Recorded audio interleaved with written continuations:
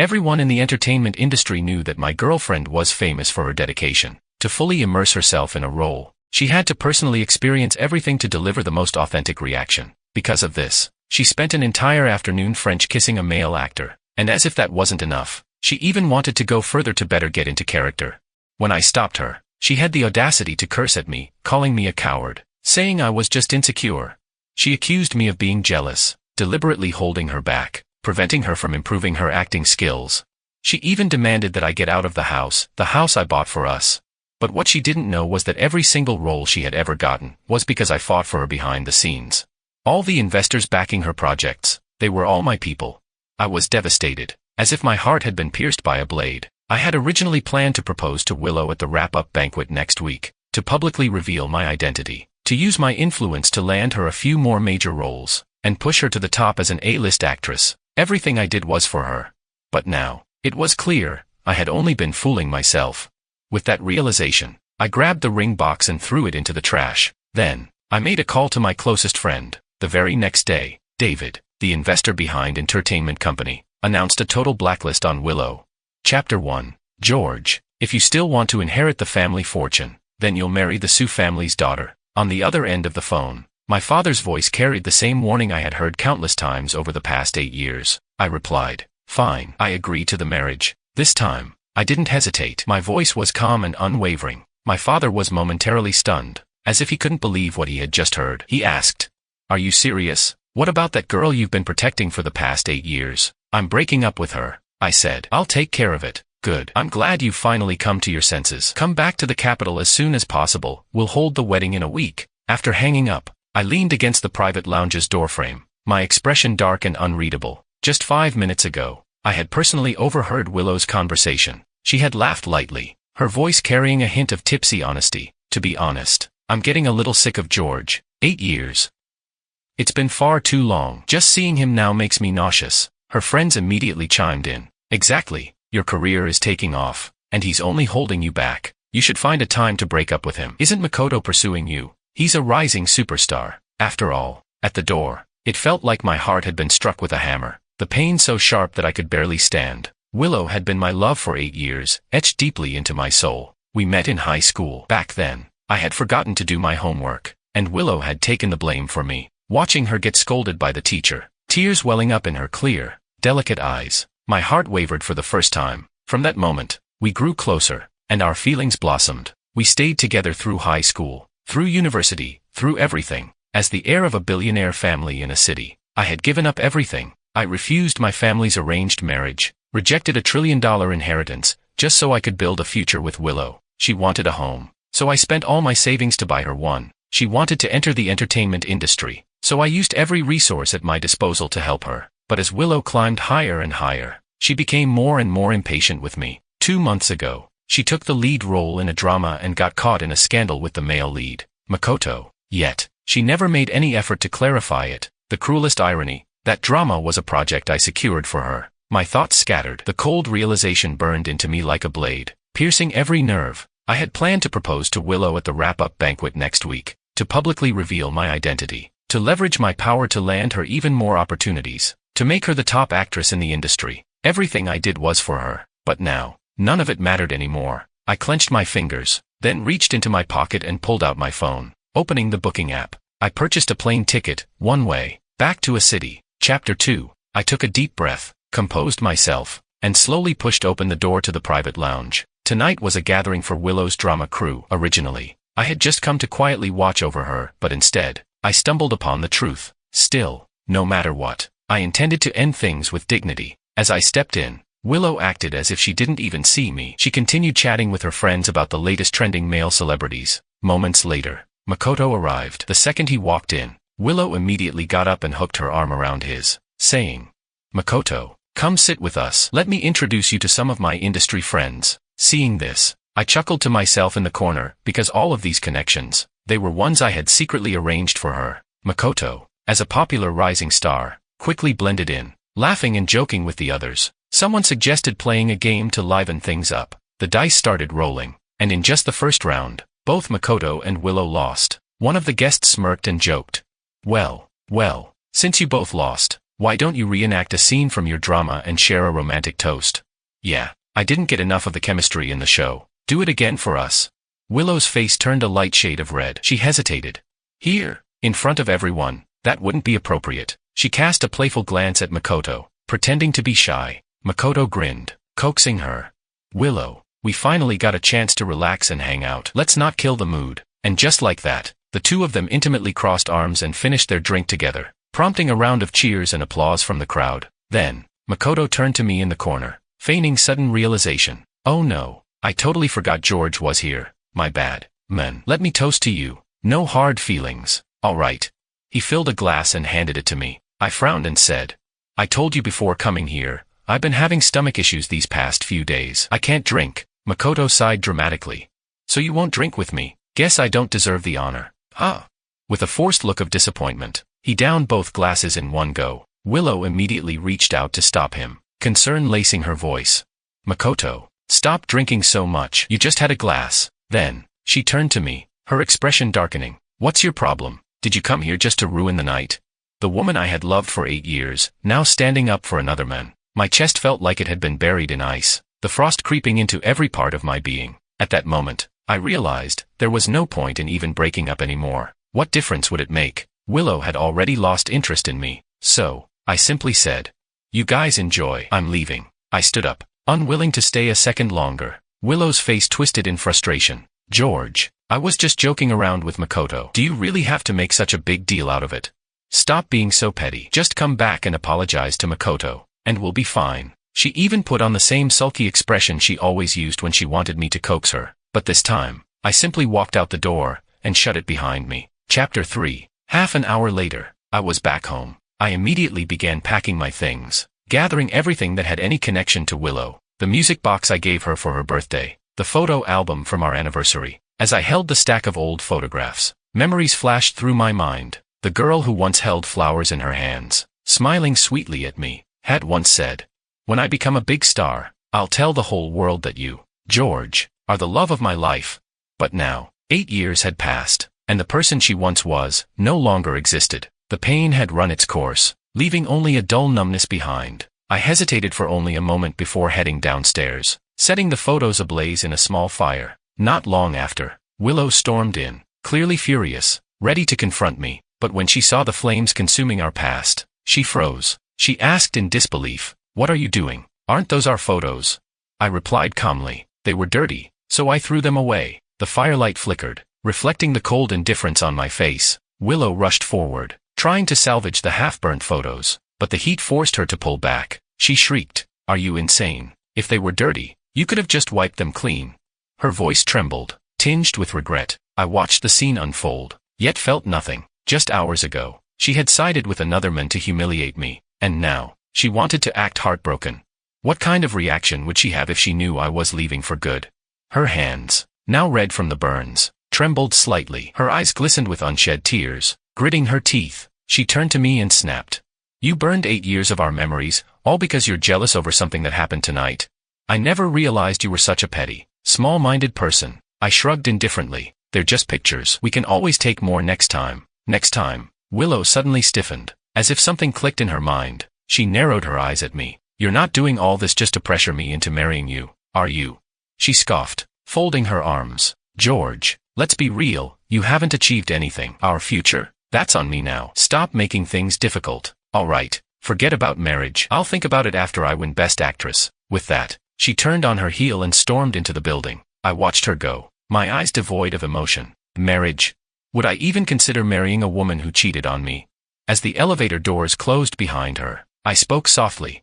Don't bother thinking about it. I'm not planning to marry you anymore. Then, without another glance, I packed up the rest of her things and tossed them into the trash. The next morning, the air was still crisp and cold. By the time I woke up, Willow had already been picked up by Makoto for her drama shoot. I took a taxi to the film set and found David, the investor overseeing the project. David had been my childhood friend. While I had left the industry, he had inherited his father's entertainment empire and was now one of the most influential figures in showbiz. The moment he saw me, he grinned. Well, if it isn't George. He closed his office door and handed me a cup of tea. Relax. Everything is set. At the wrap-up ceremony this weekend, I'll personally bring you up for the proposal. And afterward, We'll lock in a deal to help your fiancée win Best Actress. He was just about to pull out a contract when I shook my head. No need, I said. I'm heading back to the capital. Chapter 4. The moment the words left my mouth, David nearly dropped his contract. His eyes widened in shock. Did I hear that right? The great young Master Wang is heading back to the capital. Then what about your fiancée? It's over. I smiled faintly and added, the Su family has been wanting to arrange a marriage with me for a long time. David raised a brow. So you finally came to your senses. I've been telling you for years, the Su family's eldest daughter is the perfect match for you. Not only is she stunning, but she's been in love with you for years. His expression gradually turned serious as he asked, tell me the truth. What the hell happened? I calmly stubbed out my cigarette and told him everything. When I finished, David slammed his hand against the table. His jaw clenched in fury. That woman, how could she do this to you? Does she even know how much you've sacrificed for her? I replied, it doesn't matter. It's over. David patted my shoulder, his tone firm. Don't worry, George. With my status in this industry, I know exactly what to do. I nodded. All right. See you next week in a city. As I stepped out of his office, I was ready to leave the set. But just as I passed by the filming area, I heard a familiar voice. Makoto. Willow. For this scene to be as realistic as possible, let's just do a real kiss. The director frowned. We can use camera angles to fake it. There's no need for an actual kiss. He tried to dissuade them, but Willow didn't hesitate for a second. It's fine. I agree. A real kiss is more natural. After all, it's for the sake of art. Her cheeks flushed as she wrapped her arms around Makoto's neck. The next moment, they kissed deeply. Makoto's hands shamelessly roamed across her back, and she made no effort to stop him. The director quickly captured the scene while the crew erupted into cheers, egging them on. I felt a sharp, suffocating chill in my chest, like icy wind flooding my lungs. But after a few moments, the sensation faded, like nothing had happened at all. Makoto suddenly glanced in my direction and immediately put on a show of surprise. Oh, George, I didn't see you there. His expression twisted into mock regret. I swear, it wasn't intentional. You know how it is, just a kissing scene. He smirked. There will be plenty more in the future, so I hope you don't mind. I let out a short laugh and said, completely indifferent. Doesn't matter, as long as you're both happy. Willow stiffened slightly, as if feeling guilty. She clearly didn't want me lingering around, watching any more than I already had. She stepped forward, her voice cold. George, should you really be here? You're an outsider. Stop interrupting our work. I chuckled. Right, I'm just an outsider. I was just about to leave. I turned to go, but for some reason, Willow suddenly hesitated. A flicker of guilt crossed her face, and she almost reached out to stop me. But before she could, Makoto grabbed her wrist, holding her back. Just then, a commotion stirred in the distance. An investor, visibly panicked, came rushing over. Why, young Master Wang, what an honor. We weren't expecting you to personally oversee the production. Chapter 5. The moment the investor spoke, both Makoto and Willow visibly stiffened. Makoto spun around, scrutinizing me, while Willow stared in utter disbelief. I had no intention of revealing my identity, so I merely cast a glance at the director. The investor quickly caught on and corrected himself. My apologies. I must have mistaken you for someone else. Willow let out a relieved sigh and scoffed coldly. I knew it. The Wang family of a city is one of the most elite families in the country. How could we ever be connected to them? Makoto, seeing her relax, regained his composure and smirked.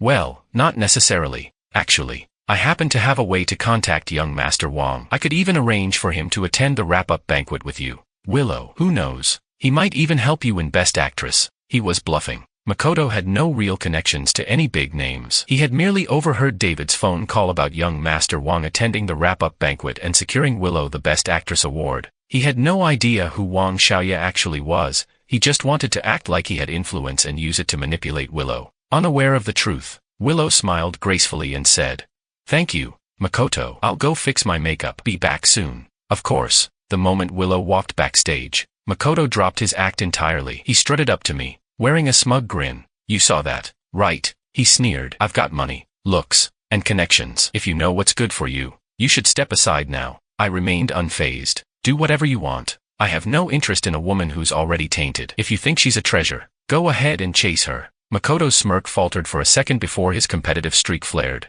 Is it really so hard to admit you're a loser? You're just pretending to be indifferent. You know how much I make per project. A few million. Have you ever even seen that much money in your life? His eyes gleamed with arrogance. Now, let me show you who Willow truly cares about. With that, he suddenly shoved over a nearby prop stand, causing a cascade of swords to crash down upon us. Sharp metal clattered against the floor, cutting into our hands and legs. Blood instantly seeped from our wounds. "Makoto, are you okay?" Willow's panicked voice rang out as she sprinted toward him, her face full of worry and distress. "What happened? I'll take you to the hospital right now." Makoto sighed dramatically. "It's my fault.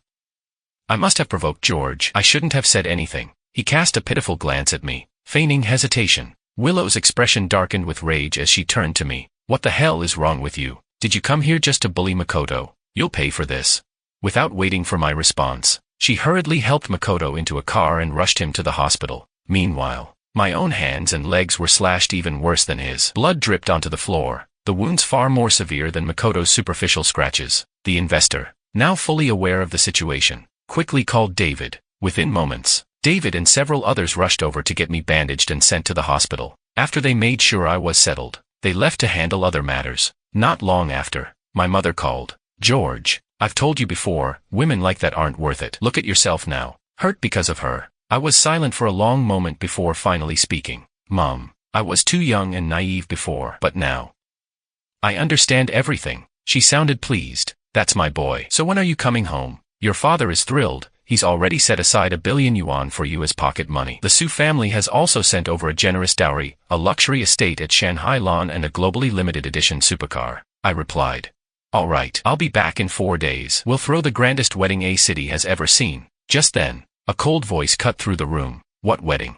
I turned my head. Standing in the doorway, Willow stared at me, her face pale with shock and disbelief. Chapter 6. I hung up the phone, my expression turning cold. "It's nothing. It has nothing to do with you." Willow frowned. "Nothing to do with me? Weren't you just talking about marrying me?"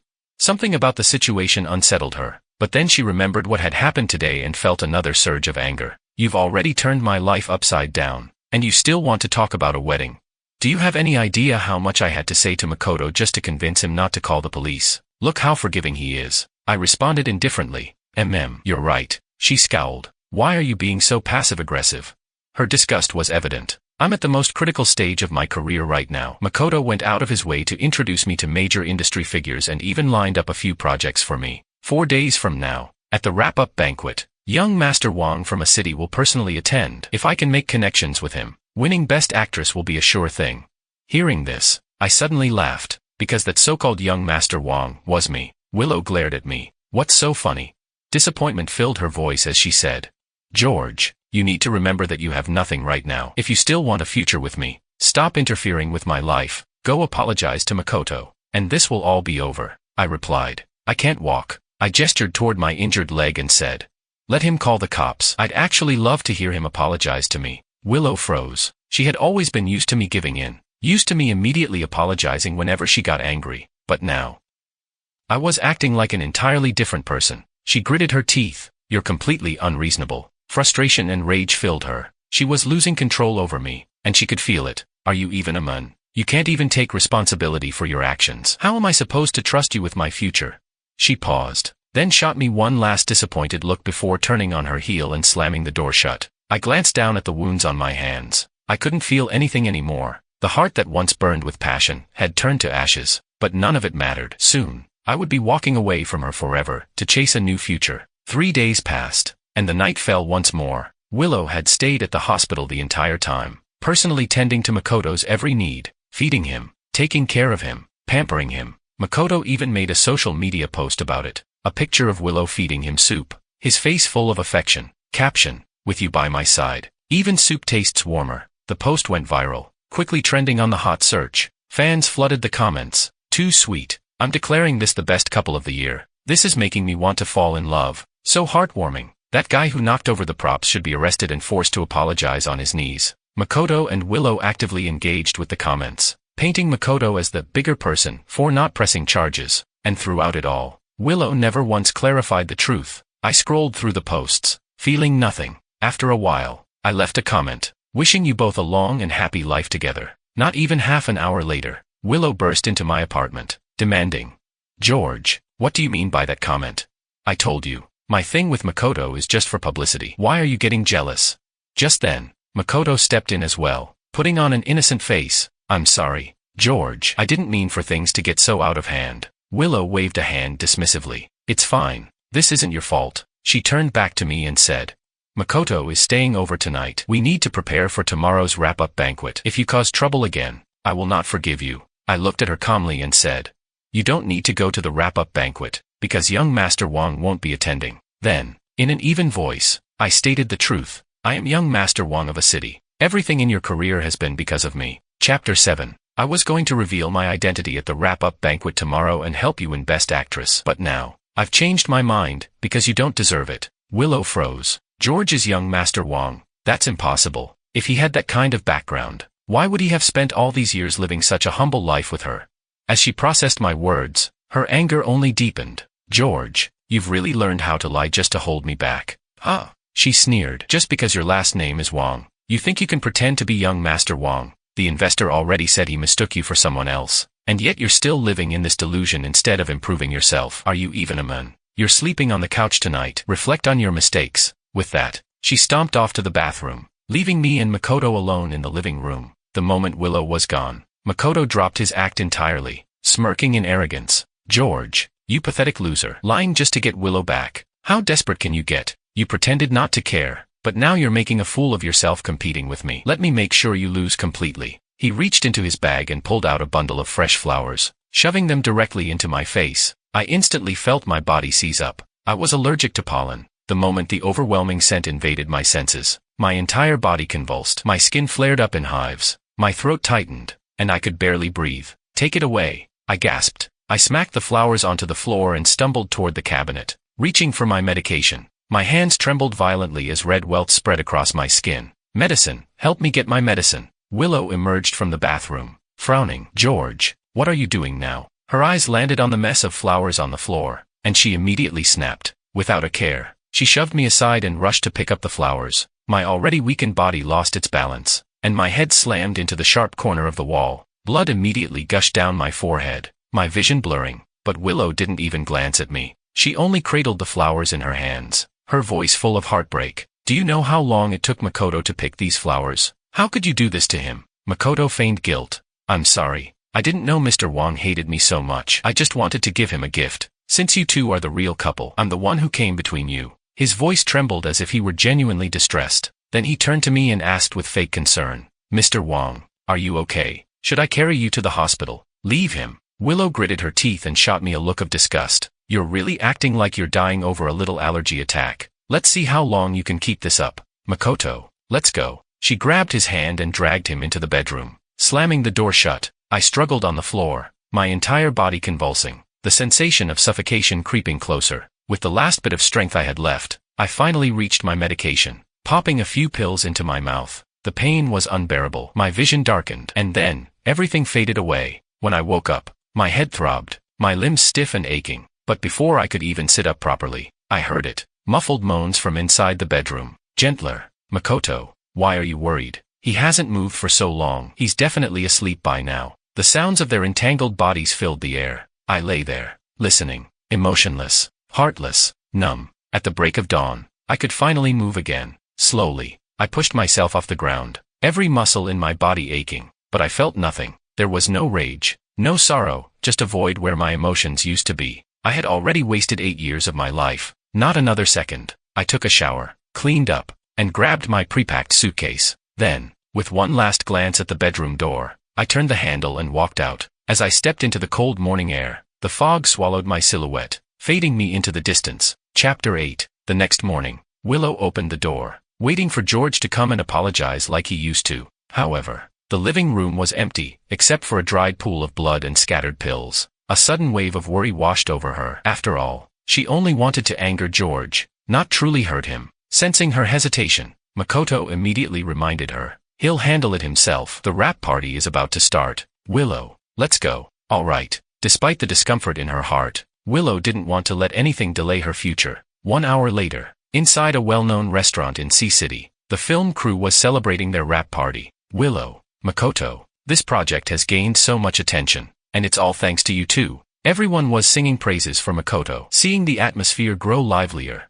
he took out a carefully prepared necklace. Makoto turned to Willow and said, Willow, let's make it official. From now on, I'll be by your side as we climb to the top together. In an instant, the crowd erupted into cheers. Be together, be together. Willow's face flushed red. She originally intended to accept the necklace, but her fingers suddenly brushed against the pendant resting on her collarbone. It was the token of love she and George had bought when they first got together. Back then, they were naive and sincere, swearing to love each other until the end of time. She had once promised that unless they severed ties completely, she would never take off this necklace. At that thought, her heart pounded violently. Feeling guilty, she said, "Let's wait until the party is over. Makoto, thank you for being so good to me." Makoto's expression darkened slightly at her rejection, but determined to win her over completely, he changed tactics. He smirked and declared, "By the way, I managed to invite young Master Wang. He should be arriving any minute now." Several actresses who had been working with Willow squealed excitedly. "Don't hesitate anymore, Willow. Just break up with that useless boyfriend of yours already. Haven't you been saying you're tired of him? If you get together with Makoto, you'll be living the high life." Willow hesitated. "I need to think about it." She forced a smile but couldn't shake off the growing unease. She and Makoto were certainly close, but now, at such a crucial moment, something inside her resisted. After all, she had been with George for 8 years. If she truly agreed to this, how was she supposed to face him? At that moment, a waiter approached her. "Miss Liu, a gentleman came by this morning and asked me to give you this." Willow's heart clenched as she saw the rusted necklace in his hand. She grabbed it and asked anxiously, "George was here this morning. What did he say?" The waiter replied, "He didn't say anything. He only asked us to cancel a reserved proposal event." So, George had really planned to propose today, but she had repeatedly hurt him these past few days, driving him to complete despair. Had he overheard last night's conversation too? Realizing the gravity of the situation, Willow wanted to rush out and find him immediately, but thinking about the legendary young Master Wang's imminent arrival, she forced herself to stay. She needed to rise to the top, for herself and her family. It would be fine. Everything would be fine. George was just sulking out of jealousy. As long as she met young Master Wang and successfully became a top actress, their future would be set. Willow kept reassuring herself. She would reject Makoto after the party and apologize properly to George. Just as her mind was spinning with thoughts, a figure appeared. David entered through the main doors, his face dark as thunder. Makoto's face lit up instantly. He rushed forward, eager to flatter him. "David, what brings you here?" "I heard young Master Wang was coming today, but I haven't seen him yet." David responded coldly.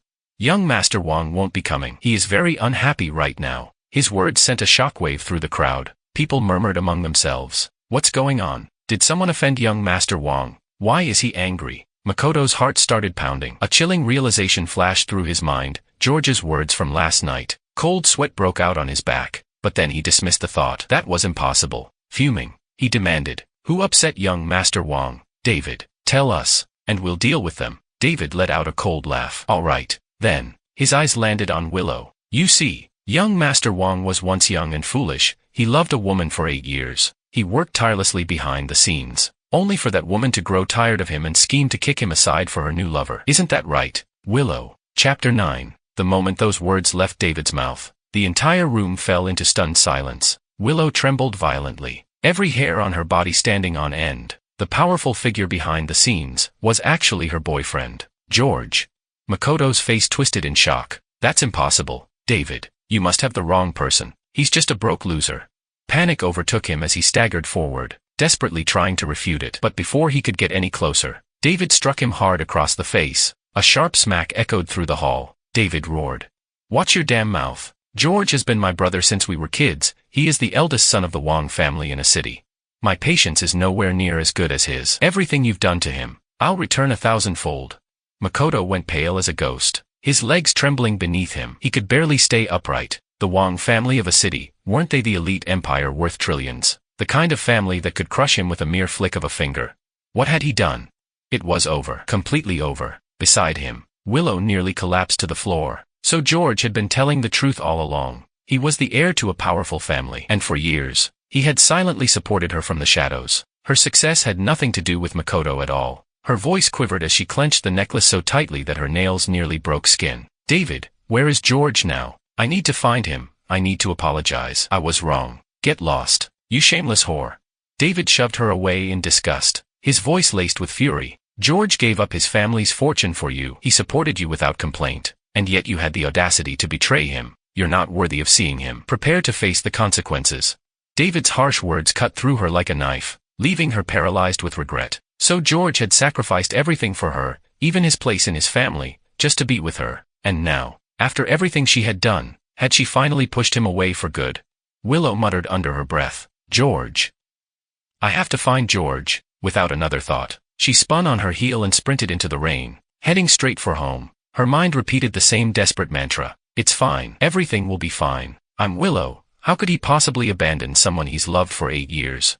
As long as she sincerely apologized, George would forgive her, because no one in this world loved her more than he did. She burst through the familiar doorway, her voice trembling. "George, are you here?" "I'm back." Silence. Everything inside was empty. George was gone. Every trace of him had vanished, as if he had never existed. Willow forced a laugh, scanning the apartment. "Come on, don't hide. I came back to apologize. Just listen to me, okay?"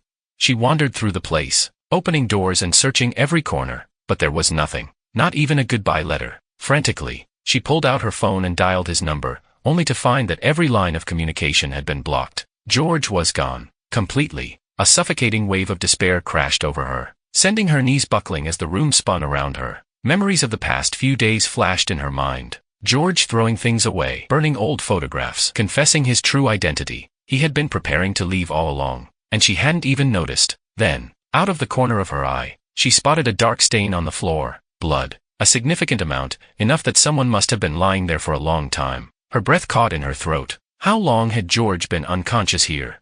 Had he almost died? A sharp, stabbing pain erupted in her chest as tears streamed uncontrollably down her face. When George had been falsely accused, when he was injured, when he was at death's door, how hopeless must he have felt?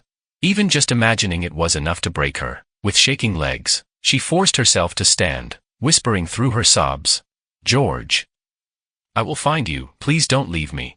Chapter 10. With that thought, Willow dashed downstairs and hailed a taxi. Her hands wouldn't stop shaking. Tears blurred her vision as she frantically searched for any news about the Wong family of a city on her phone. Trillions in real estate, wealth that could rival nations, a top-tier aristocratic family. None of it mattered to her. She kept scrolling, desperately looking for their exact address, then quickly booked the earliest flight available. "I'm sorry, George.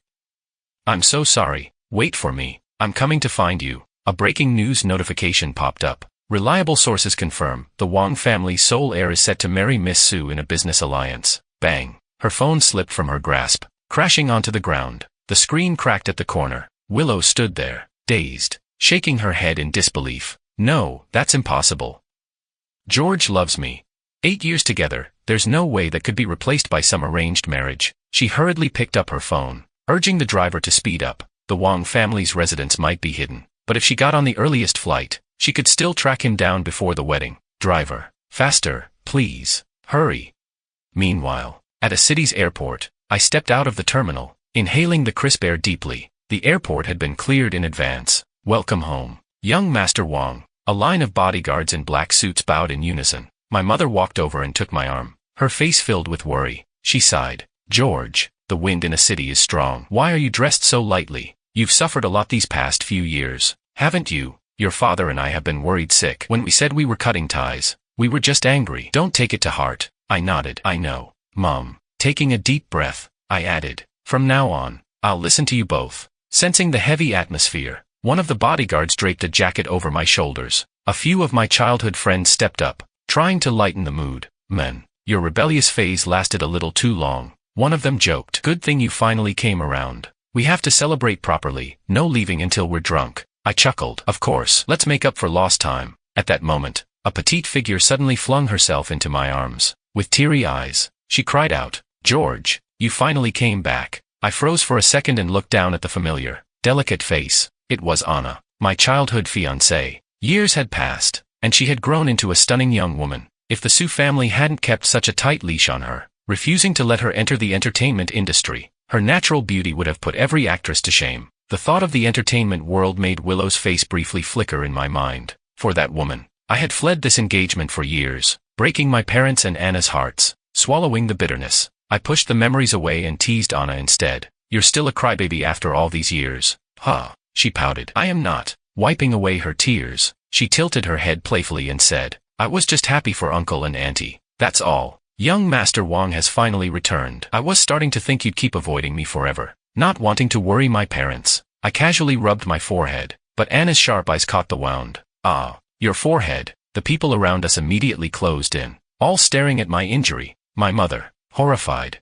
hurriedly called the family doctor. One of my friends even demanded to know who hurt me, vowing revenge. Their concern was genuine. I shook my head, my gaze calm and indifferent. It's nothing. It's all in the past, and they've already gotten what they deserve. The most important thing now is my wedding with Anna. There's no need to waste time on small fish. Anna's eyes sparkled as she gazed at me. Our families had arranged the wedding for next weekend. Over the next few days, Anna took me around a city to unwind, showing me places we used to visit as kids. As we reminisced, she giggled, her eyes crinkling with joy. George, you remember all of this just to tease me, don't you? I smiled, just about to respond, when suddenly, a disheveled figure burst out from a side street. George. She grabbed onto my arm tightly, her tears falling like rain. Choking on her sobs, she cried out, George, I finally found you. Why did you leave me? Chapter 11. Dark circles shadowed her eyes, and exhaustion was written all over her face. She looked utterly pitiful. I hesitated for a moment before recognizing the disheveled,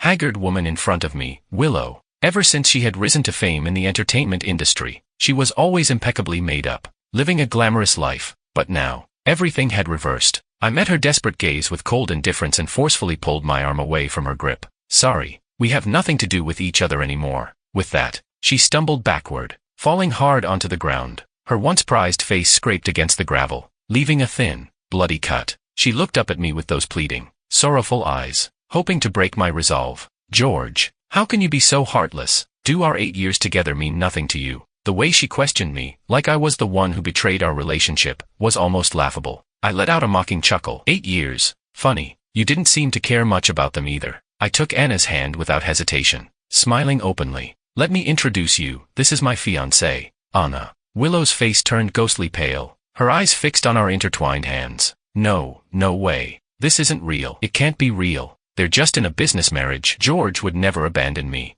She screamed, her once angelic voice now raw and broken. I don't believe it. Anna tilted her head, looking at her with feigned innocence. For a second, I thought a beggar had wandered into the villa district. My mistake. She batted her lashes playfully, her voice light and casual. Then she tugged on my sleeve, leaning close. George, we still need to go pick out my wedding dress. I nodded. Let's go. Without sparing Willow another glance, I took my beautiful fiancé's hand and walked away. Behind me, a choked voice called out, George, but I never looked back. I left her standing there, hopelessly whispering my name into the empty air.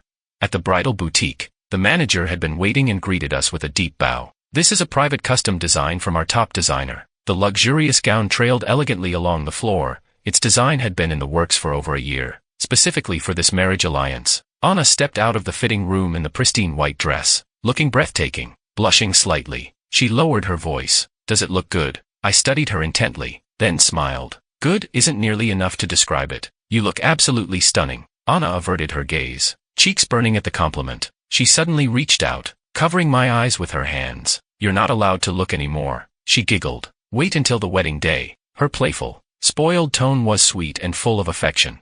Outside the boutique's high-end glass windows, Willow stood frozen, her eyes swollen from crying. She could only watch as the men who had loved her for 8 years smiled beside another woman, helping her try on wedding dresses. What about me? What am I supposed to do now? Chapter 12. Willow's reflection in the glass revealed a woman who was nothing like the dazzling star she once was. Dark circles under her eyes, disheveled hair, a vacant, broken expression. She was no longer the glamorous actress adored by the public, and compared to the radiant and elegant Anna inside the bridal boutique, she was utterly unrecognizable. Slowly, she sank to the ground, covering her face in despair. Then, her fingers brushed against something in her pocket, her old necklace. Her eyes lit up. The necklace. Yes, the necklace. Their token of love. Surely, this would bring back his memories of what they once shared. Clutching the rusty pendant, Willow felt a spark of hope reignite. She rushed back to her hotel, applied flawless makeup, and dressed in her best outfit. Then, every day, she waited at the gates of the Wong family estate, begging the guards to pass messages to George. She even sent over countless gifts, stacking them in the security room. The security team, caught between duty and fear of offending the Wong family, finally approached me. Young Master Wong, there's a woman at the gate, crying and begging to see you. I was reviewing the wedding plans when I heard this, my brows furrowed in annoyance. Not interested. Get rid of her. What was the point of a love that came too late? The guard nodded and left, but soon, he was back again. Young Master Wong, she's kneeling at the gate, making a scene. We can't get her to leave. Before I could respond, Anna volunteered. "George, let me handle it." A woman who refused to let go. Anna had more than enough ways to deal with that.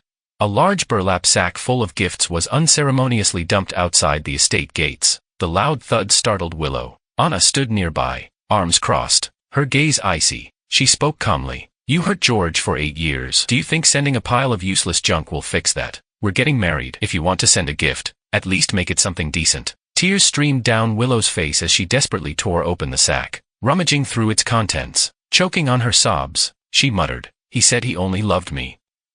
He promised he'd never marry another woman." Anna casually dangled something in her fingers, a rusted necklace. Looking for this, it was the same one Willow had begged the guards to deliver, only for George to toss it aside like trash. Willow shot up, trying to snatch it from Anna, but her knees, bruised and swollen from kneeling too long, gave out beneath her. She collapsed, sobbing uncontrollably. The pain numbed her legs, leaving her helpless on the ground. If this had been before, George would have rushed to her side, tending to her wounds, coaxing her gently. If this had been before, George would never have allowed her to suffer like this. Willow's tear-filled eyes burned with hatred as she glared at Anna. In her mind, Anna was the reason George had changed. Anna smiled sweetly, her delicate face composed. "You can have this back." She blinked innocently, then, right before Willow's eyes, she pocketed the necklace instead. Willow lunged for it, but Anna easily sidestepped her. Anna smirked. "I'll give it to you, on one condition." She tossed the necklace to the ground. "You take it, and you leave. For good." Willow snatched it up like a treasure, tears spilling onto the tarnished metal. She shook her head desperately. "I'm not leaving. I have to see George." Anna's patience finally ran out. "George doesn't want to see you," she snapped. "Do you not understand? You cheated on him. You betrayed 8 years of his devotion. He hates you. I hate you." Her words were like knives, cutting into Willow's last shreds of dignity. The Sue family had a vast network of connections. Learning about Willow's past betrayals had been effortless. With a wave of Anna's hand, the security team lifted Willow off the ground and carried her away. Anna made sure she didn't return empty-handed. She even bought Willow a plane ticket back. With a bright, charming smile, Anna called out, "There's a whole mess waiting for you to clean up back home. You should get going." She didn't even need to lift a finger. The entertainment industry was ruthless. Willow's downfall was already set in motion. Chapter 13. The moment Willow stepped off the plane, her phone exploded with incoming calls. As soon as she answered, her agent's furious voice blasted through the speaker. "Willow, what the hell are you doing? Get your ass back to the set immediately." There was a time when her agent treated her like a golden goose, speaking to her with reverence. Now, that respect was gone, replaced with impatience, insults, and curses. Willow bit her lip, unable to utter a single word in her defense. The moment she arrived at the film set, the director stormed up to her, his face red with fury. "You shameless idiot. You had young Master Wong as your boyfriend, and you cheated on him. Because of this mess, David pulled all his investment. The entire production is ruined, completely finished." Nearby, the other actors glared at her, their resentment burning through their stares. Most of them were just here to make a living. Now, after nearly a year of filming, all their work was wasted. But weren't they the same ones who encouraged Willow and Makoto's closeness before? Now, they were looking for someone to blame. Bang. The director, still fuming, slammed a termination contract onto the ground. "Sign the damn thing and get lost. Otherwise, we all go down with you." Willow's hands trembled as she picked up the contract. Tears blurred her vision as she silently signed away her role. The moment she stepped outside, she ran straight into her agent, Lisa. Lisa was seething, grabbing Willow's arm with a bruising grip. "You're unbelievable. You've completely ruined yourself. Have you even checked the trending topics?" Willow, still dazed, shook her head and pulled out her phone. Trending topic number 1. Entertainment investor David officially blacklists Willow and Makoto. Blacklisted. Years of effort, everything she had worked so hard for, was about to be erased by a single word. Her fingers trembled as she tapped the headline. David had personally exposed her scandal with Makoto. Shocking, famous actress Willow betrayed her hidden billionaire first love, cheated, and got blacklisted. The internet had exploded. Wow. This couple's fans kept screaming about how sweet they were. Turns out it was a cheater and a homewrecker. Does anyone know who this billionaire ex-boyfriend is? Seriously, who was Willow's first love? The fact that David himself handled this means they must be powerful. I heard Willow only got good resources because of her rich ex, and she cheated on him. I study chemistry. This is sodium carbonate, you know. Just like being basic. Willow's hands trembled, her vision spinning. The insults weren't wrong. They were absolutely right. 4 years. George had given her everything. She had been blind, throwing it all away. She had ruined herself, barely aware of her surroundings. Willow climbed into a taxi, numbly heading back to her apartment to lay low. One by one, the brands she worked with released termination notices. The breach of contract fees were sky high, but she had some savings, enough to scrape by. Makoto, however, had been taking on high-end endorsements, drowning in luxury deals. His penalty fees were astronomical. He would be ruined. Willow entered her apartment in a daze. The once lively space felt suffocatingly empty. Everywhere she looked, traces of her life with George remained. The furniture, the decorations, everything was still there, but he was gone. She picked up a shirt that had fallen on the floor, one of his old ones, stained with blood. Her knees buckled. She clutched the fabric to her chest, sobbing uncontrollably. Bang, bang, bang.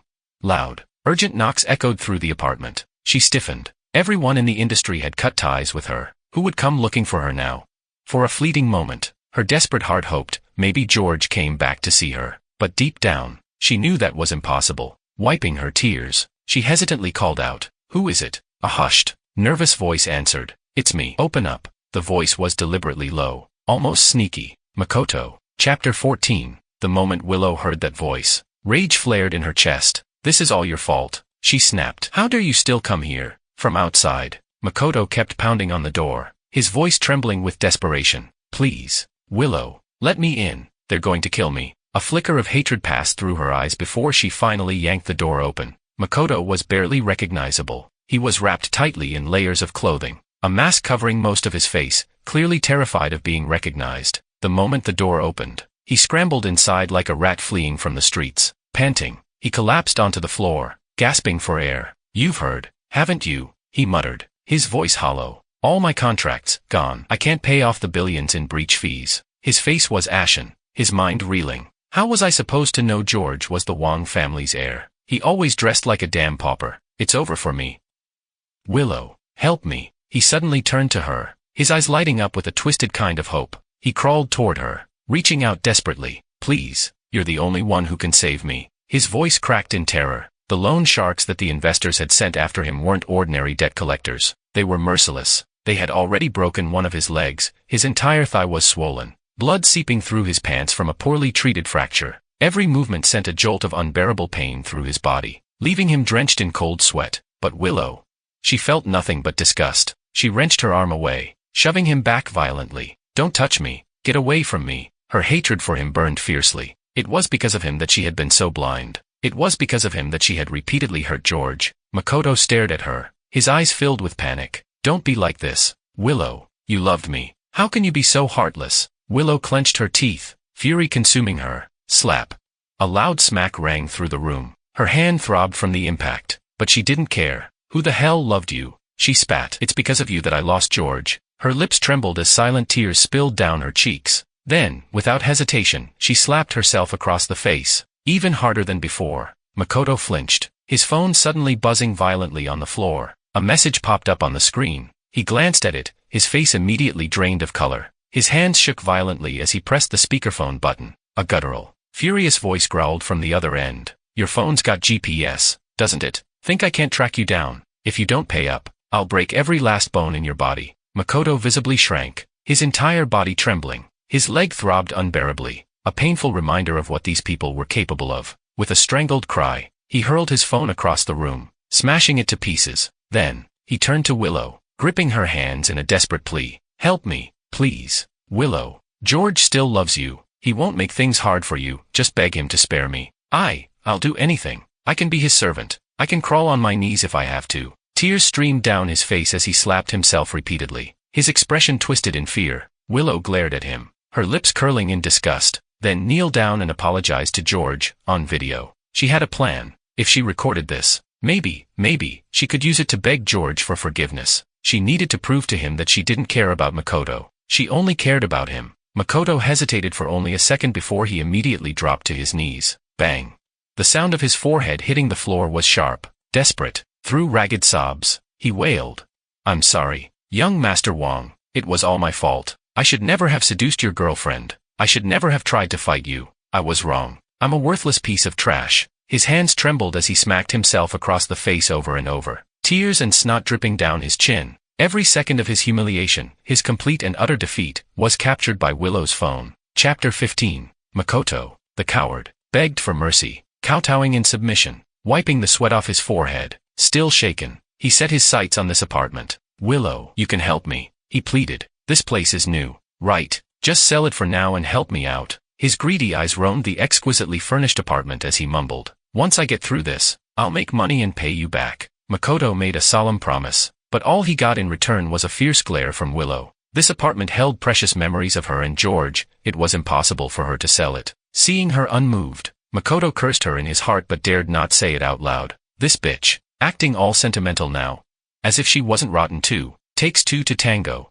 Gritting his teeth, he hissed, "If you don't sell the apartment, how are you supposed to help me? Those loan sharks will kill me." Willow ignored him. She carefully saved the video recording like it was a priceless treasure, then picked up Makoto's phone, which he had dropped in fear earlier. Makoto shuddered, his heart pounding with terror as he watched her every move. He was terrified, his voice hoarse as he shouted, "Willow, you said you'd help me." Willow glared at him with nothing but hatred in her eyes, completely disregarding whatever they once had. She spoke coldly, "Help you? Would George ever forgive me? Did you think about the consequences when you beat him, humiliated him?" Seeing her bloodshot eyes and frenzied state, Makoto panicked, scrambling to explain. "Willow, calm down. Just listen to me." Willow gripped the phone tightly, her jaw clenched, her face full of hatred. "He won't come back.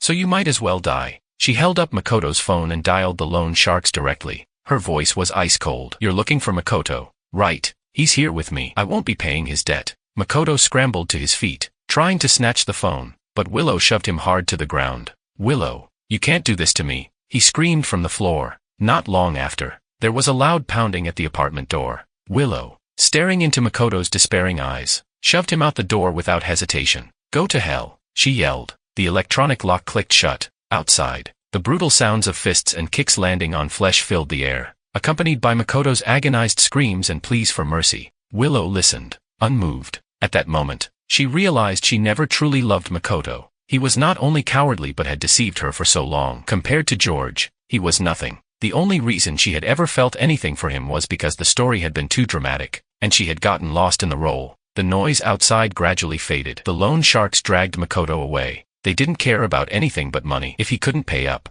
they had plenty of ways to deal with him. Most likely, he would end up with broken legs, severed fingers, or even sold off overseas. Silence settled over the apartment. Willow let out a deep breath and collapsed onto the floor. She tossed aside the phone, her eyes red as she pulled out two rusted necklaces. Chapter 16. They had promised, so long as the necklaces remained, they would never part. 8 years together, from first love to now. Yet he was about to marry someone else. The apartment, once filled with warmth, now felt empty and cold. Everywhere she looked, there were traces of George. Her heart clenched in pain as memories flooded back. This small apartment had been out of her budget when she first found it. She had been so disappointed, until George stepped in to negotiate. In the end, the landlord sold it to them at a lower price, supposedly in a rush to move. Looking back, there was no way she had gotten so lucky. George must have pulled some strings. Tears streamed down Willow's face as she traced their names on the property deed. They had sworn an oath in this very apartment. She could still hear the echoes of their burning promises, but he was gone. According to their vow, their names should have been side by side on a marriage certificate, in a shared household registry. Willow covered her face, letting her tears fall freely. Every piece of furniture here, they had picked out together. This was supposed to be their home, their love nest. Yet, she had betrayed him. She had thrown away 8 years of his quiet, unwavering devotion. Clutching the two necklaces close to her heart, she wept in regret. Then, she made a public apology to George online. She even attached the recording of Makoto groveling for forgiveness. Every word in her post was sincere. She poured out their history in detail, from their high school days to now, an emotional, 1,000-word confession. "As your lover, I have wronged you." The moment she hit post, it skyrocketed to the #1 trending topic. Her phone vibrated violently as floods of insults poured in. "This bitch is really putting on a show." "What? Feeling guilty now? Damn. He treated you like a queen and you still went and cheated.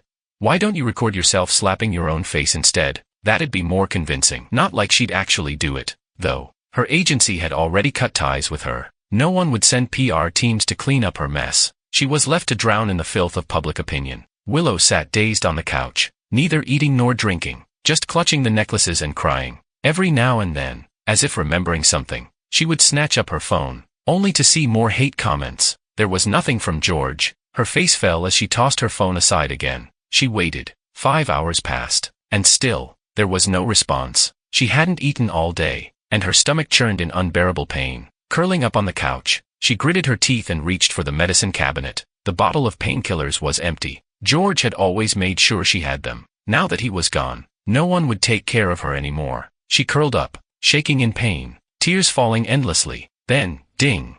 A notification popped up on her phone. It was a business news alert. Breaking. Young Master Wang of a city and Miss Sue's wedding will be held in 2 days at Panda Grand Hotel. Willow froze, then shot up, her body trembling violently. 2 days. In 2 days, the men she loved most would marry someone else. She couldn't just sit here and do nothing. George had loved her so much. She had to fight for him. Her eyes locked onto the hotel's name on the screen, her hands shaking as she booked a flight to a city. This time, she would do whatever it took to make it right, because they were meant to be. Chapter 17. I sat on the couch in the bridal boutique, quietly waiting as Anna changed into her wedding dress. For such a grand wedding between the Wang and Su families, the bride's gown had to be carefully selected. The previous dress had a minor flaw in the design, so the designer had rushed to prepare a new one. As I lowered my head to check my phone, the top trending topic was Willow's apology post. I frowned slightly and coldly blocked her private account. I even checked the option to mark the topic as uninteresting. I didn't care about Willow's attitude now, nor did I care about what the public thought. I only wanted to focus on my present life. A broken mirror could never be made whole again.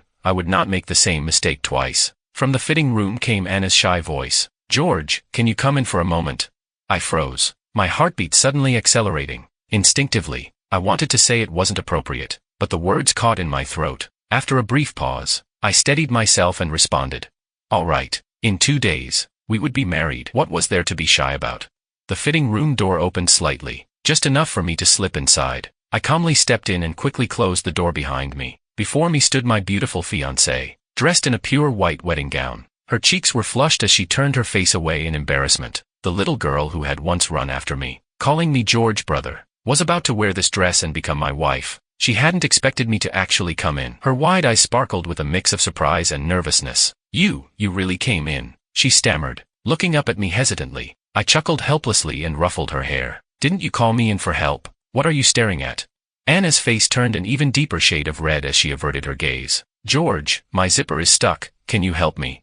Her voice was so soft, it was almost inaudible. I chuckled lightly and lowered my head to help her. As I carefully zipped up the dress, we were close, so close that I could feel her warm breath mingling with mine. The faint, fresh scent of her perfume filled my senses. Just as I was about to step back, she grabbed my hand. The atmosphere shifted, tinged with subtle intimacy. Through our fingertips, warmth was transmitted between us. Anna boldly held onto me, looking up with cautious anticipation. George, we're really getting married, right? This isn't a dream, is it? To her, this was like a dream she had waited her whole life for. She was finally going to marry the men she had loved for so many years. I saw the sincerity in her eyes, and in truth, I had always been fond of this girl. If love was measured by devotion, then Anna, my childhood sweetheart, was the one who truly fit the definition. It was only in my reckless youth that I had made the mistake of chasing the wrong person. I nodded and replied with certainty. Yes, we are getting married. Anna's smile blossomed like a flower, her heart filling with sweet happiness. She gently touched the faint scar on my forehead, her voice full of concern. Does this still hurt? She knew that it was that terrible woman who had hurt me. I smiled faintly, reassuring her. No, it doesn't. The wound had healed long ago. I had once been hurt by Willow, but now, I felt nothing at all. Anna threw her arms around me tightly, her voice filled with conviction. I won't let Willow hurt you again or take you away from me. She vowed to herself, no one would ever hurt the men she loved again. Just 2 more days. In just 2 days, our wedding would take place under the watchful eyes of a city's elite. Knock, knock. A staff member knocked on the fitting room door. Anna had been inside for too long, and they were beginning to worry. Miss Sue, do you need any help? The door opened. Hand in hand, Anna and I walked out with composure. The store attendant looked at us, momentarily stunned by the intimate moment they had just interrupted. Blushing awkwardly, they stammered. Sorry, young Master Wang. I didn't mean to. The store attendant couldn't help but think. Whoever said the marriage between Wang and Sue was just a business deal clearly had no idea what they were talking about. The couple wasn't even married yet, and they were already this affectionate. Chapter 18. The plane landed in a city. Willow hailed a taxi, her heart racing as she rushed toward the Wang estate, desperate to see George one more time. But she never made it inside. The security guards stopped her at the entrance to the villa community. Recognizing her instantly, one of the guards spoke politely but firmly. Apologies, Miss Liu, but you are not permitted to enter. Willow's eyes were swollen red from crying, but she refused to back down. Why? She choked out. I need to see George, please. I'm begging you. Just let me see him. He would want to see me. No matter how much she pleaded, cried, or even tried to force her way in, the guards remained indifferent. Miss Lou, please leave, one of them said coldly. An hour passed. Willow, exhausted and tear-streaked, realized there was no way she could break through. Then, without warning, a torrential downpour crashed down from the sky. The icy winter rain drenched her completely. She shivered violently, the cold cutting through her soaked clothes like a blade. Rainwater mixed with her tears as she continued to beg. Please, let me in, she sobbed. She had to get George's forgiveness, if not, she would never forgive herself. But the guards remained unmoved. One simply waved her away. Go home. They weren't clueless. They had seen all the news, heard all the scandals. Willow's name was already notorious, and with Miss Sue's orders in place, there was no way they'd let her through. Defeated, Willow had no choice but to retreat to her hotel. She curled up on the couch, wrapped in a towel, her entire body trembling from the cold. Her fingers, still shaking, scrolled through her phone. What now? She couldn't get into the Wong estate. If she couldn't see George, what was she supposed to do? With nowhere else to turn, she called David. The line connected, and before she could say much more than a soft, David, he immediately recognized her voice and exploded. A string of curses poured through the phone. When he was done, he spat. Don't call me again. Don't ruin my life too. Willow listened quietly, letting him say everything. Only after he finished did she speak, her voice trembling. It's about George. I have something important to say. Can we meet? She had no news of George, no way to reach him. Her only hope was through David. David had been George's childhood friend. If he agreed to help, she would have a chance. There was a long silence on the other end. Then, David sighed. Say whatever you need to say to me. Don't go bothering George. His best friend was already drowning in wedding preparations. David had time to spare, so he might as well handle this mess himself. A woman who cheated, betrayed, and still refused to let go. Disgusting. Clicking his tongue in annoyance, he crushed out his cigarette. Meet me on South Road, a city, he said. Then, he gave her the name of a cafe. Outside, the rain poured on. David called his driver. Might as well pick her up, and hopefully, end this ridiculous drama once and for all. Chapter 19. This cafe belonged to the Chin family, and David was the one who managed it most of the time. Before coming over, he had made a quick call. The cafe had already closed for the night. The place was dead silent. Thud.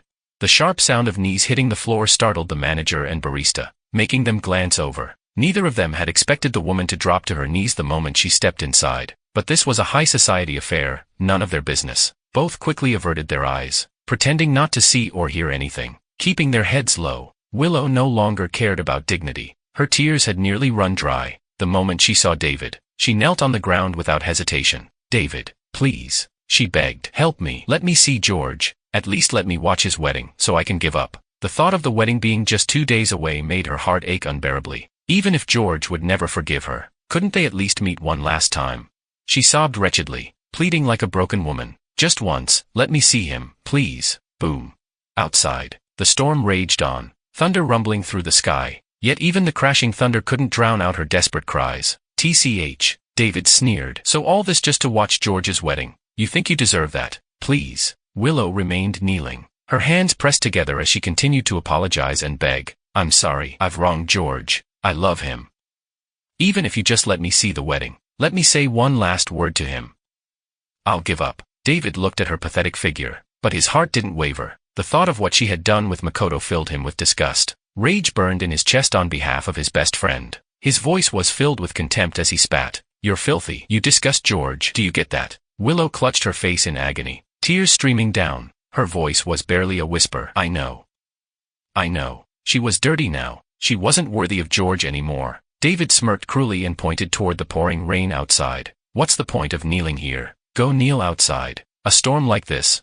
Kneeling outside was nothing short of suffering, but that was exactly what David wanted, to make her pay, even if only a little, for what she had done to his brother. The debt collectors who had beaten Makoto to a pulp, that had been David's doing too. He had even found evidence of Makoto's tax evasion and sent him straight to prison. And now, it was Willow's turn. David stared at her in disgust and motioned toward the door. Go wash yourself off in the rain. Maybe then I'll consider letting you see George. Willow turned to look at the torrential downpour outside. Without hesitation, she stepped into the storm. She knelt down, gritting her teeth as the icy rain drenched her completely. Her knees ached from the impact against the hard pavement. but she lowered her head, motionless, her stomach twisted in pain, her body weak from exhaustion, but she forced herself to endure. This was nothing. George had suffered far worse because of her. If kneeling in the rain meant she could see him again, then she would kneel as long as it took. She had to hold on. The rain was bone-chilling, seeping into her very core. She trembled violently but didn't dare to move. If she upset David now, he might change his mind.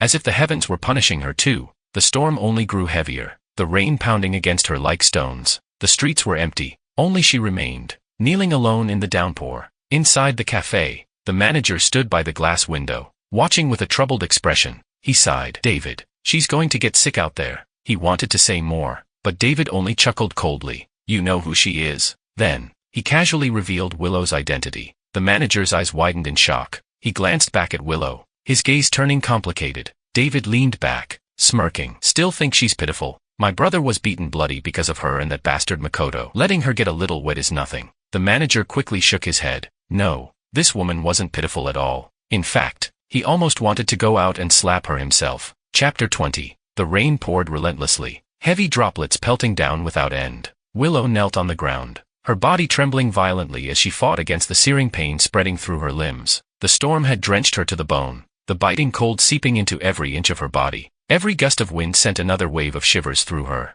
forcing her to curl up, hugging herself tightly for warmth. She had lost track of time. How long had she been kneeling here? Her limbs were stiff, frozen, her head throbbing from the relentless exposure to the cold. Yet, she didn't dare to move. If she showed even a hint of weakness, if she angered David in any way, he might refuse to let her see George. Another blast of frigid wind hit her. Her eyelids drooped, exhaustion pulling her under like a relentless tide. She gritted her teeth, forcing herself to stay awake. Desperately, she dug her nails into the flesh of her arm, pressing hard until sharp pain jolted her senses. The sting helped her stay alert, just barely. She had to stay conscious. She deserved this. She had betrayed George, hurt him in ways she could never take back. A little rain was nothing in comparison. Through the downpour, she heard approaching footsteps. Lifting her head weakly, she saw David walking toward her. Her dim, lifeless eyes instantly lit up with hope. David, she croaked, voice hoarse and trembling. I can see George now, right? Her gaze was filled with desperate pleading, clinging onto the last shred of hope. David stared at her, his lips curling into a sneer. She looked absolutely pitiful, soaking wet, kneeling in the rain, shaking from the cold, but he felt no sympathy, none at all. This was nothing more than punishment. She had destroyed George's life, now it was only fair she suffered too. Watching the anticipation in her eyes, David let out a cruel chuckle. Then, in the coldest voice imaginable, he gave her the answer she dreaded. No. Willow froze, her lips parted, but no sound came out. The light in her eyes dimmed, flickering out like a dying ember. David looked down at her with pure disgust. Your heart is filthy, he spat. No matter how much you try to wash it clean, it will never be pure again. Tears spilled silently down Willow's face. She shook her head, despair taking hold as she choked out, I'm sorry. I know I was wrong. David didn't even spare her another glance. He turned away, stepping into his car under the protection of his guards, untouched by a single raindrop, leaving Willow kneeling alone in the storm, drowning in her own regret. Boom.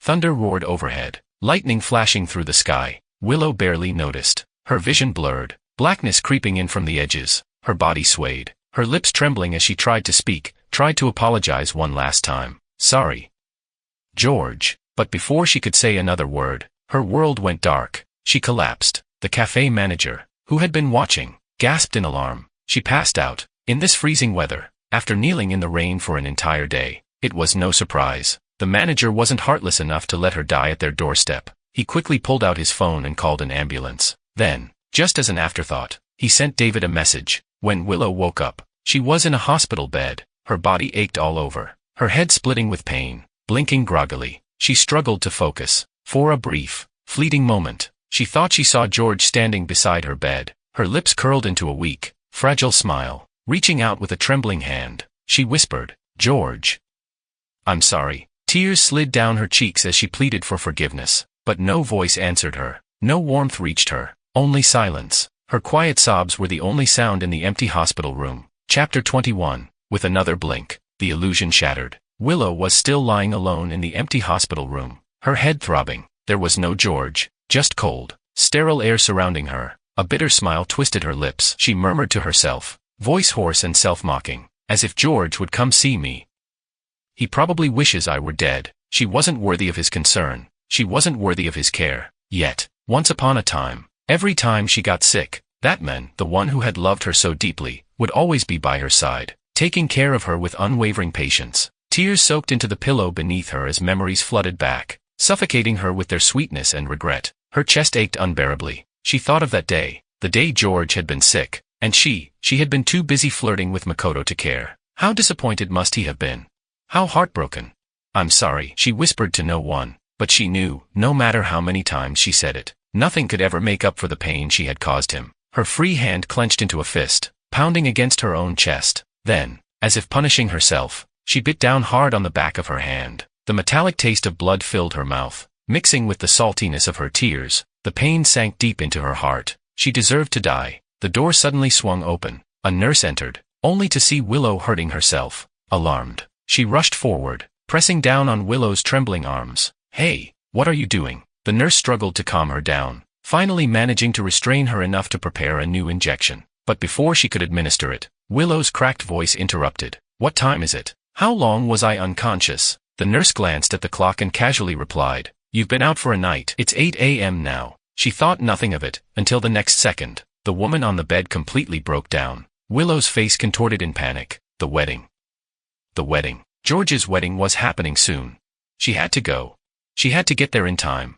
George hadn't forgiven her yet. She still had a chance. She could still fix this. Frantic, she tried to climb out of bed. The nurse gasped, "What are you doing?" Willow yanked the 4 needle from her wrist without hesitation. Blood spurted from the torn wound, painting the pristine white sheets red. She cried out in pain, but she didn't stop. Ignoring the agony, she struggled to get off the bed, her weak legs unable to hold her weight. She collapsed, hitting the cold floor hard, but even then, she didn't stop. On trembling hands and knees, she kept crawling toward the door, dragging herself across the floor. A trail of blood smeared beneath her, stark and horrifying. She didn't care. She would crawl all the way if she had to. She had to see George. Outside the hospital room, David stood by the window, watching everything unfold, his brows furrowed in deep irritation. He let out a low curse under his breath. What the hell is this woman doing now?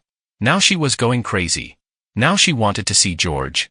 David finally realized this situation was more troublesome than he had expected. Willow was completely losing her mind. If this continued, someone was going to end up dead. She was so desperate to see George. He was afraid she might do something irreversible. He sighed heavily, pinching the bridge of his nose. This was getting out of hand. He couldn't handle this alone anymore. After a long hesitation, he finally pulled out his phone and sent George a few messages. He could guess George was still busy preparing for the wedding, but this had gone too far. He typed, "George, Willow won't stop. She keeps trying to see you. She's completely lost it. I'm worried she might actually die over this. You need to decide what to do." Attached was a short video. In it, Willow could be seen struggling across the hospital floor, blood pooling beneath her, her hoarse voice calling George's name over and over again. Miserable, pathetic, and utterly broken. Chapter 22. I was fastening my bow tie when my phone vibrated a few times. As the heir of the Wong family, only my close friends and family had access to my private number. With both hands occupied, I couldn't check the notification right away. Just then,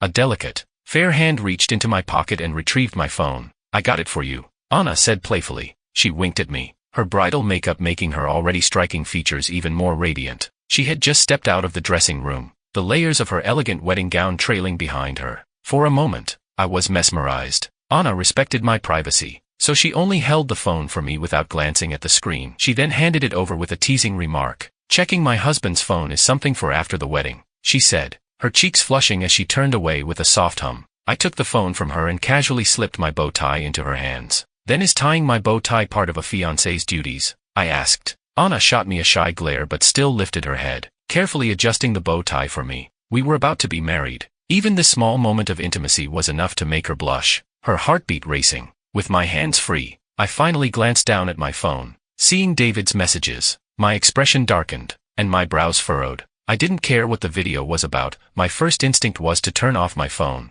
But just as I was about to close the screen, my eyes accidentally caught a glimpse of the video's contents. Blood. Willow, crawling on the hospital floor. For a second, I hesitated. It wasn't concern. It wasn't sympathy. I was simply wary, worried she would do something reckless to sabotage the wedding. David had likely sent the message because he couldn't handle the situation alone. In the few seconds that I paused, Anna finished tying my bow tie. We were standing close enough that, when she lowered her gaze, she could see the screen. She looked up at me and said, "Let her come. This needs to be settled." Her expression was composed, but her voice was steady, firm. Then, with her lips slightly parted, she softly asked the one question I couldn't refuse. "Okay." Our fingers intertwined, a reassuring warmth passing between us. As I silently nodded, Anna had already taken my phone, typing out the message herself, "Let her come." When she let go of the phone, her ears were flushed red, and she turned away, embarrassed. I didn't let her escape so easily. Holding onto her hand, I chuckled and teased, "Aren't you afraid I'll rekindle old feelings with her?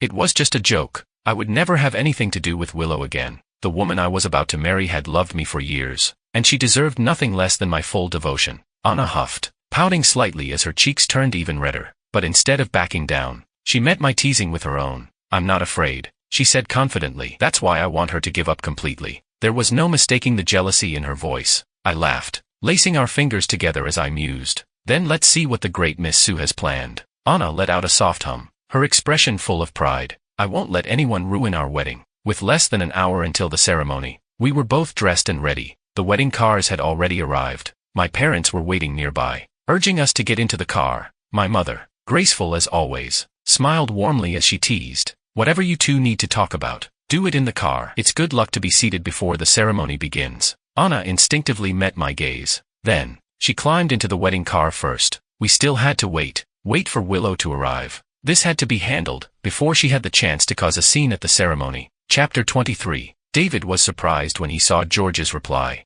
That woman had hurt him so deeply, yet she was still willing to meet him. Holding his phone, he walked into the hospital room. Several nurses had already restrained Willow tightly, preparing to administer a sedative. Willow called out to him, "David." The moment she saw David, her emotions finally calmed down. Her eyes were red from crying, and she pleaded, "Please, let me see George." Even if George didn't forgive her, she just wanted to apologize and make amends for her past mistakes. David felt irritated seeing her like this. He turned his gaze away in disgust and waved his hand. "He agreed to let you come." Willow's eyes widened in surprise, her voice trembling as she asked, "Really?" George was finally willing to see her again.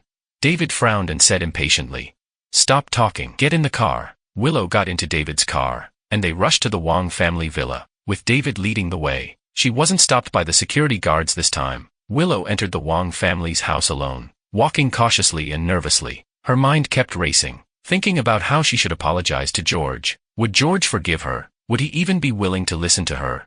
Her heart ached at the thought, and she clenched her hands so tightly that her nails dug into her palms, drawing blood, yet she didn't even feel it. She was still running a high fever, her complexion pale, with an unnatural flush on her cheeks. The dizziness and discomfort had been completely overshadowed by the overwhelming tension and anticipation. Before she knew it, she had already stepped into the Wong family's grand living room. But in the next second, a stern voice rang out, "Willow, what are you doing here?" A harsh reprimand made her look up in alarm. She was met with a square, dignified face, bearing a striking resemblance to George's. This was a face she often saw on television, attending high-class banquets and public events. Before, she had never connected this man to George. They were from completely different worlds. Willow's voice was timid. "Uncle." Beside him stood an elegant and well-maintained noblewoman. "Aunt." She knew these were undoubtedly George's parents. When George had been with her in the past, he had told her that his parents disapproved of their relationship. Willow called out carefully, wanting to say more, but before she could,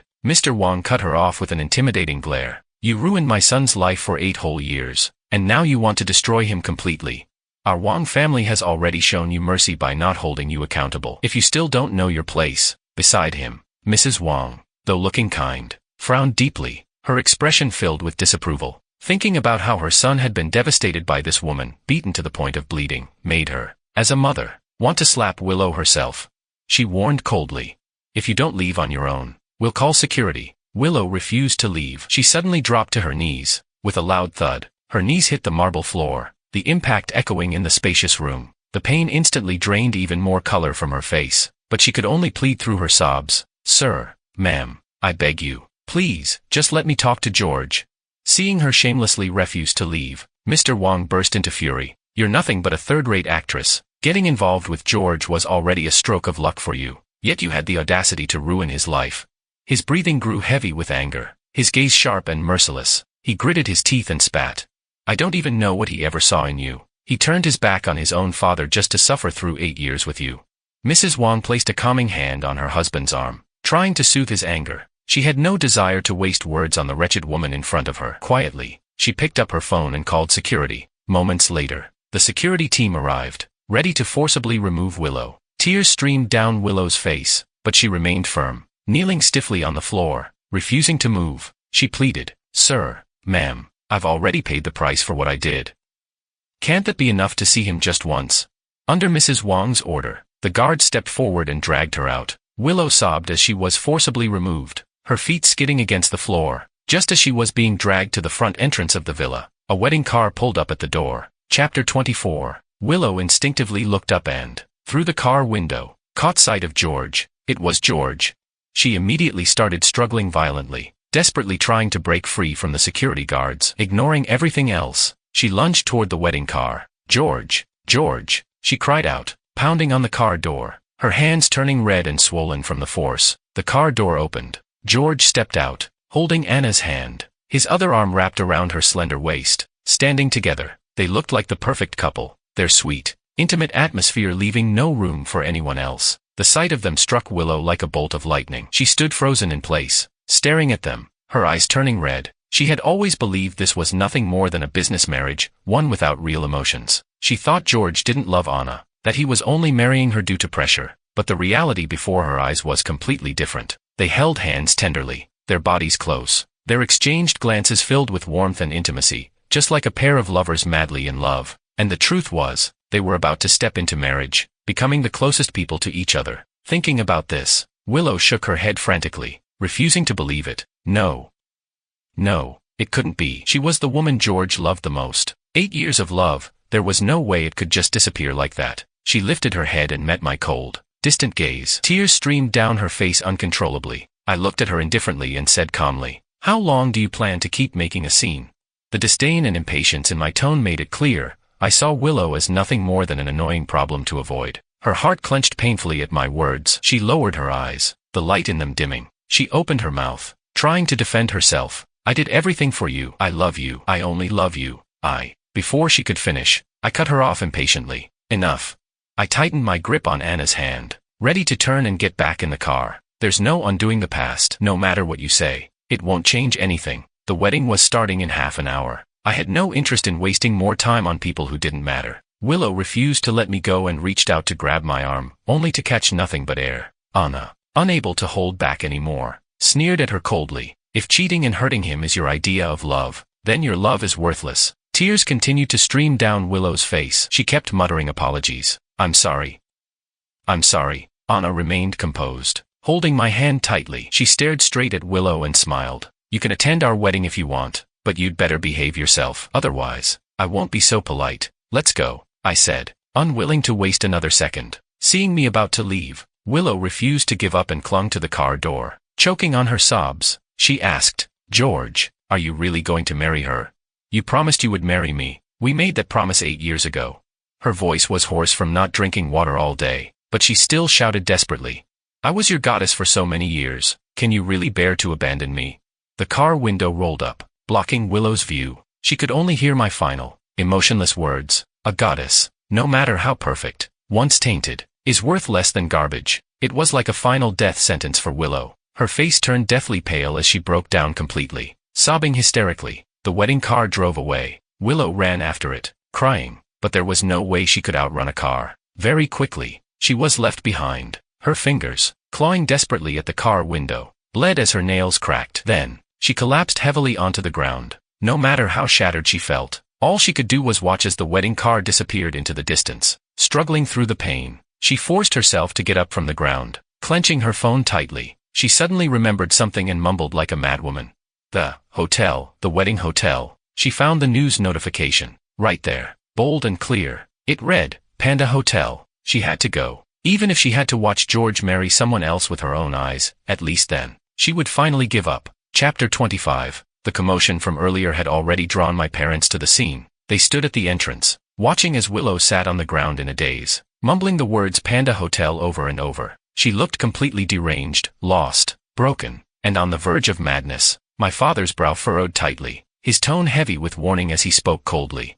"Willow, I'm warning you, if anything happens to this wedding, the Wang and Su families can make sure you disappear from this world. My mother, eyes filled with restrained anger, let out a long sigh. As parents, they had once indulged their son in dating this woman, and now they deeply regretted it. Willow remained silent for a long time before suddenly standing up. She wiped away her tears and solemnly bowed to them. Sir, ma'am, I won't interfere. But she had to witness the wedding with her own eyes. Only then could she finally let go of the love she had clung to for so long. Lowering her head, Willow walked out of the Wang family residence, hailed a taxi, and rushed toward the wedding venue. By the time she arrived, the wedding was about to begin. At the entrance of Panda Hotel, the area was bustling with people. Every guest was a prominent figure in a city, and in the midst of it all, stood Willow, battered, bruised, and still dressed in her hospital gown, looking completely out of place. Following Anna's prior instructions, the security guards didn't stop her from entering. However, they led her to a remote,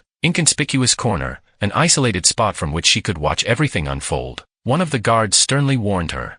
Miss Liu, this is young Master Wang and Miss Su's wedding. Please behave yourself. This seat had been specially arranged for her, a front row view to watch the men she loved walk down the aisle with Anna. Tears fell numbly from Willow's eyes, blurring her vision as she stared blankly at the ceremony. George and Anna stood facing each other, solemnly reciting their wedding vows. The audience rose from their seats, erupting into thunderous applause. Only Willow remained motionless, silently crying, looking utterly defeated and broken. She had given away the men she loved with her own hands. This was her fault. She was the one who had betrayed George's love. The officiant's voice echoed through the hall. And now, our groom may kiss his beautiful bride. May their love last forever. In the midst of warm blessings and cheers, George reached out, gently holding Anna's face. Then, he kissed her, sealing his love for the rest of his life. Everything from the past was wiped clean. No more regrets. No more hesitation. Willow watched this affectionate moment like a form of self-inflicted torture, her eyes stinging as she refused to even blink. Tears had long since soaked her face, but she didn't even realize it. She didn't even bother to wipe them away. She had never understood before just how much she loved George, and now that she had lost him completely, it felt like her heart was being ripped apart, suffocating her with unbearable pain. Chapter 26. Even so, Willow never once looked away from the newlyweds standing on the stage, because if she didn't watch now, she might never see him again. She saw everything, the way George lowered his head to kiss Anna with such tenderness, how he carefully cradled her head to keep from tiring her out, every small detail, filled with deep affection, all of it reflected in Willow's tear-filled eyes. She thought back to the past. George had once loved her with the same kind of tenderness. For 8 years, every tiny moment of his devotion was still vividly imprinted in her memory. For the first time, her fever-clouded mind seemed to clear. Willow reached up and pulled away her scarf, feeling for the 2 necklaces that hung around her neck. They were once meaningless to her. Now, she held them in her palms, cherishing them like treasures. Tears dripped onto the tarnished pendants, and she carefully wiped them away. Regret and self-blame soaked into the rusty metal, as if trying to wash away the past 8 years of neglect. The necklaces were badly corroded. After all, they were just cheap trinkets from a street stall. No matter how much she tried to clean them, they could never return to how they once were. And Willow finally understood. It was time to let go. The best way to make amends, to truly do right by George, was to never bother him again. They should part ways, each living their own separate lives. She didn't deserve happiness, but she hoped George could have it. Not with her, but with another woman. Willow numbly traced her fingers over the old necklaces, let out a quiet sigh, pressed a trembling hand over her aching heart, and gave George one final look. The wedding ceremony ended, and the banquet began. Hand in hand with Anna, I personally toasted every table of family and friends. The city's elite mingled and celebrated, raising their glasses and offering their blessings for a lifetime of happiness. Eventually, we reached a quiet corner, the very last table. It was Willow's. The security guards stepped forward immediately. Young Master Wang, Miss Su, please be careful. Should we just skip this table? They positioned themselves between us and the table, ready to intervene if Willow had another breakdown. I remained indifferent. It's fine. A guest is a guest. Let this be a farewell drink. With a casual wave, I walked toward Willow's seat, but when we arrived, there was no one there. The chair sat empty. The only thing left on the table was 2 old, rusted necklaces. I paused for a moment. Then, unexpectedly, I let out a light chuckle. I turned to Anna and said, "Let's go." Without a second glance, I took her hand and moved on to the next table, as if nothing had happened, as if I had never seen anything at all. One of the security guards hesitated, then cluelessly asked, "Young Master Wang, these necklaces?" Without even looking back, I replied, "Throw them away." Willow had let go, and now, so would I. That love, undeserving of my respect, should be discarded, just like those rusted trinkets. Later, in a quiet backstage hallway, Anna suddenly shoved me lightly, her voice laced with playful jealousy. That was your goddess's token of love. Are you really so willing to throw it away? I met her amused gaze, shrugged, and smiled easily. A token of love? My real token of love is right here. I lifted Anna's delicate hand high, our wedding rings shining side by side, silver bands, gleaming in the light. I had let go of a love that had never truly valued me, and in return, I had gained a love that would last a lifetime.